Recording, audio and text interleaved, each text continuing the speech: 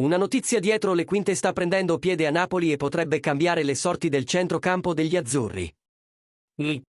Se sei un vero tifoso del Napoli, resta con noi fino alla fine perché quello che sta per succedere potrebbe essere decisivo per il progetto di Antonio Conte.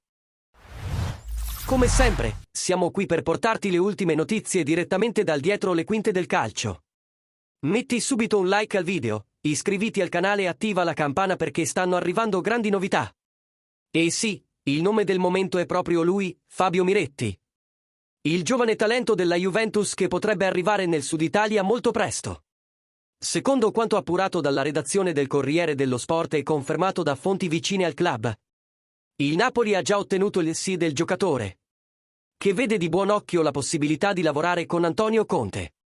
Il tecnico napoletano, tra l'altro, ha già dato il via libera alla dirigenza per portare avanti la trattativa. Giovanni Manna, direttore sportivo del Napoli ed ex Juventus, conosce bene Miretti e crede nel suo potenziale.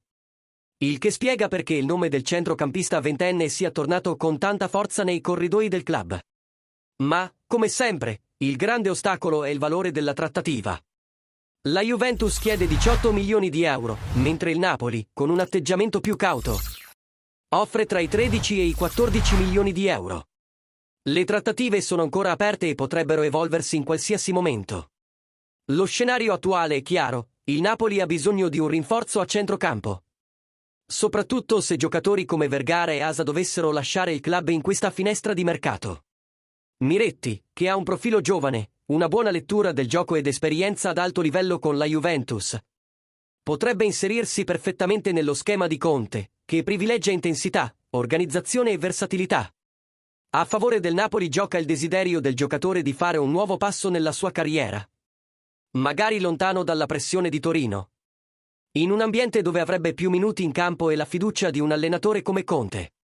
Ora tutto dipende dall'abilità negoziale della dirigenza napoletana nel convincere i bianconeri a ridurre la richiesta. E ora, la domanda va direttamente a te, appassionato tifoso del Napoli, occhi approvi l'arrivo di Fabio Miretti? Pensi che possa essere all'altezza del compito e diventare un elemento chiave nel centrocampo degli azzurri? O preferisci che il club investa in un altro nome?